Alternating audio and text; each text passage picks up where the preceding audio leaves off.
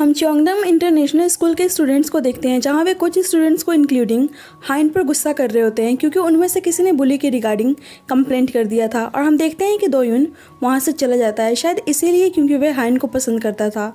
और दायुन भी वह लड़का था जिसने कुछ टाइम पहले उसको गिफ्ट देने की कोशिश की थी और हाइन ने एक्सेप्ट नहीं किया था। अब वे सारे स्टूडेंट्स उनसे पूछ रहे होते हैं, जिसमें से एक लड़का गुस्से में बोलता है कि ये सच है, वे लोग उन सबको बुली किया करते हैं। और जेना आके उस लड़के को धमकाती है कि सब उसी का फॉल्ट है क्योंकि वह एक पुअर फैमिली से बिलोंग करता है। और हम देखते हैं कि कुछ दिन बाद वह लड़का स्कूल छोड़कर जा रहा है और सभी बच्चे अभी भी उसका पुअरनेस का मजाक बना रहे होते हैं क्योंकि उसने जिना के खिलाफ जाने की कोशिश की थी और दूर से हेन उसको देखे जा रही थी। हेन का स्कूल में बस वही लड़का एक फ्रेंड था और अब वो भी जा रहा था।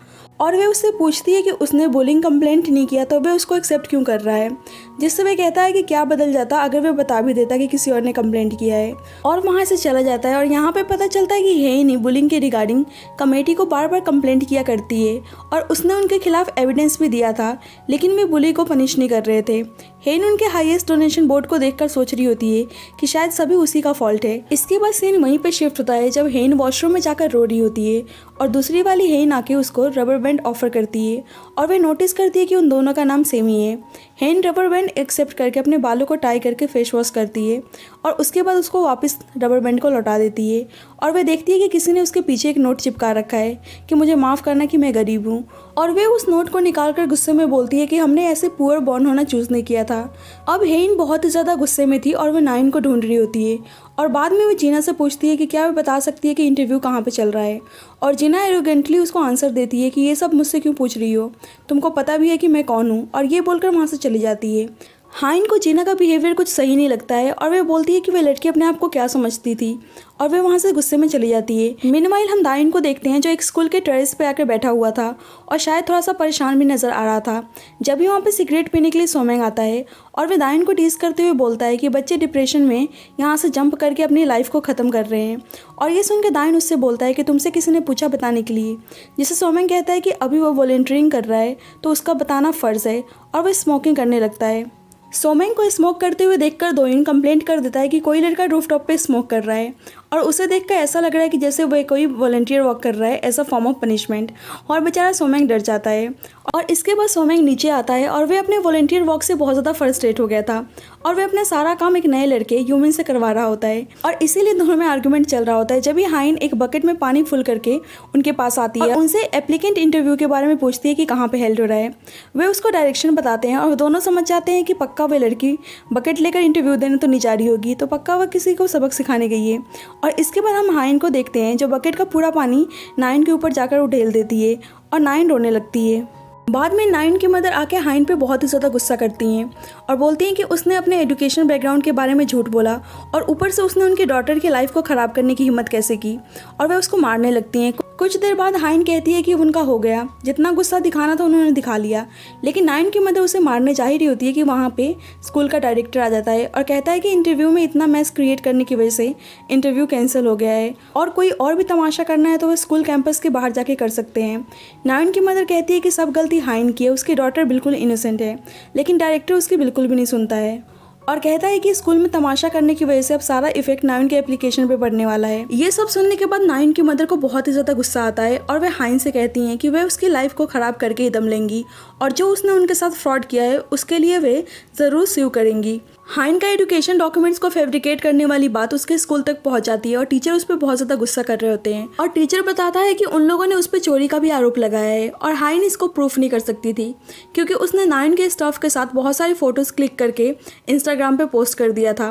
और अब सभी स्कूल के बच्चों को पता चल जाता है कि हाइन रिच बनने का बस नाटक कर रही थी और सभी गर्ल्स उसी के बारे में गॉसिप कर रही होती हैं और उसके बारे में उल्टा सीधा कमेंट्स कर रही थी। दूसरी साइड हम ओजिन और यूले को देखते हैं जो एक कपल्स थे। यूले कुछ गॉसिप्स कर रही होती है और यूजिन उसकी बातों पे ध्यान ना देके इंस्टाग्राम पे कुछ देख रहा होता है और किसी लड़की की पोस्ट को लाइक कर रहा होता है। और इसके बाद वो हाइन की प्रोफाइल को देखता है जिसमें उसने चंगदम इंटरनेशनल स्कूल की यूनिफॉर्म को पहना हुआ था, लेकिन वे दोनों उसको पहचान नहीं पाते हैं क्योंकि उन्होंने उसे कभी भी स्कूल में नहीं देखा था। जब भी वहाँ पे जीना आती है और वे उसकी प्रोफाइल देखने के लिए देते हैं, लेकिन वे देखती है कि इससे पहले ही हाइन ने अपने आईडी को डीएक्टिवेट कर दिया है क्योंकि स्कूल में सारे बच्चे उसे बहुत ही ह्यूमिलेट कर रहे थे। थोड़ी देर बाद नायुन का मैसेज आता है और वे कहती है कि उसकी मदर एक्शन लेने वाली हैं और वे बच नहीं पाएगी।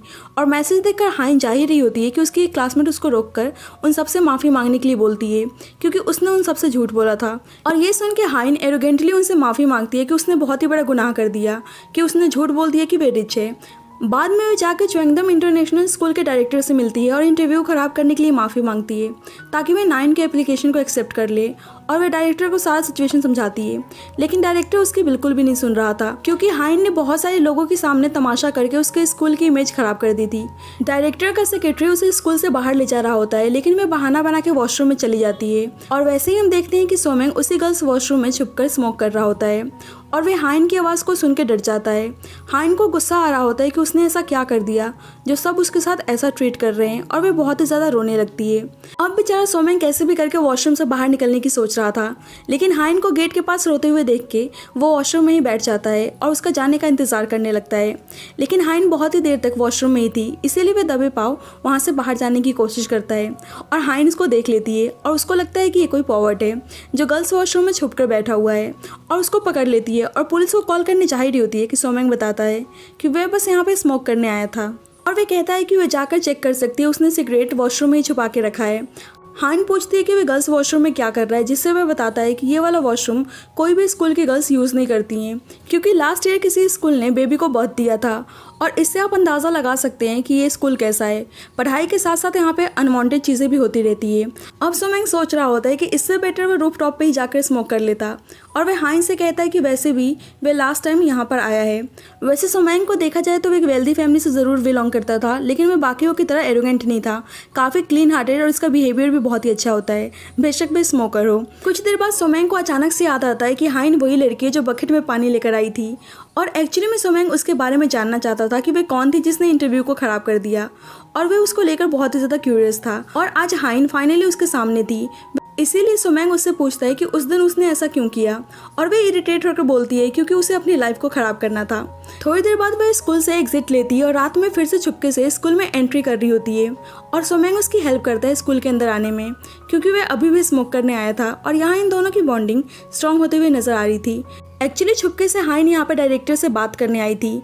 बाद में सोमेंग एक रेड स्पोर्ट कार की तरफ इशारा करके बताता है कि वह डायरेक्टर की कार है और उसे लग नहीं रहा था कि डायरेक्टर हाइन की बात सुनेगा क्योंकि उसको पता था कि डायरेक्टर बहुत ही ज़्यादा जिद्दी है। लेकिन हाइन आराम से बैठ नहीं सकती थी और अपनी लाइफ को ख़राब होते हुए नहीं देख सकती थी, इसीलिए वे कहती है कि एक बार वे ट्राई करना चाहती है, क्या पता डायरेक्टर उसकी बात मान जाए। सोमेंग उसको बेस्ट ऑफ लक बोलकर वहाँ से चला जाता है और हाइन वहीं पे बैठ कर डायरेक्टर का इंतजार कर रही होती है और इसी बीच उसे नींद लग जाती है जब भी डायरेक्टर किसी और कार में बैठकर वहाँ से चला जाता है। और दूसरी साइड सोमेंग को याद आता है कि डायरेक्टर के और भी कार्स हैं और उसे हाइन को बताना चाहिए या नहीं। अब दूसरी साइड जब हाइन की नींद खुलती है तो वह देखती है कि कार अभी भी वहीं पे पार्क है, इसीलिए वे कार के पास में जाकर उसको चेक करने लगती है। जब भी उसे किसी चीज़ के गिरने की आवाज़ आती है और जब वह पीछे मुड़कर देखती है तो वह शॉक्ड हो जाती है क्योंकि वह हाइन थी जिसने उसकी वॉशरूम में हेल्प की थी। बाद में इस इंसिडेंट के बारे में सेक्रेटरी डायरेक्टर को इन्फॉर्म करता है कि वह लड़की इंजर्ड है और उसकी कंडीशन भी सही नहीं लग रही है और उसने फुटेज को डिलीट कर दिया है। और वह बताता है कि उसको लग नहीं रहा है कि उस लड़की ने अपने आप ही जंप किया है, पक्का उसे किसी ने ऊपर से धक्का दिया है। लेकिन उस डायरेक्टर को हाइन के मरने या ना मरने से कुछ भी लेना देना नहीं था, उस वक्त वह बस किलर की तलाश में था। और वह सेक्रेटरी को बताता है कि वह सभी को यही बताए कि उसने बेकार एकेडमिक्स की वजह से सुसाइड करने की कोशिश की क्योंकि कोरिया में ये सब कॉमन था। लेकिन सेक्रेटरी बताता है कि हाइन विटनेस है और वह पुलिस को सब कुछ बता रही है और अब डायरेक्टर ने सोच लिया था कि उसे हेन को कैसे भी करके हैंडल करना होगा। हाइन ने सब कुछ अपनी आंखों से विटनेस किया था और उस वजह से बहुत ज़्यादा डर चुकी थी। और जब वह अपने घर पहुंचती तो देखती है कि नायुन की मदर उसे मिलने आई हैं और वे बताती हैं कि डायरेक्टर ने नायुन के एप्लीकेशन को एक्सेप्ट कर लिया है और उनको समझ में नहीं आ रहा था कि उनका कनेक्शन और पैसा कुछ नहीं कर पाया, लेकिन हाइन ने ऐसा क्या किया कि डायरेक्टर उसके साइड है। ये सब सुनने के बाद हाइन को भी थोड़ा सा अजीब लगता है, लेकिन नायुन की मदर बहुत ही ज़्यादा हैप्पी थी और वे लॉ सूट भी वापस लेने के लिए राजी थी और वे खुश होकर उसको गिफ्ट देती हैं और वे हाइन से कहती हैं कि एक बार वे डायरेक्टर से नायुन की तारीफ कर दे ताकि सब कुछ नॉर्मल हो जाए। घर आने के बाद उसके फादर पूछते हैं कि आखिरकार उसकी लाइफ में चल क्या रहा है, वे रात भर कहाँ पे गायब थी और उस लेडी ने उसको एक्सपेंसिव गिफ्ट क्यों दिया है।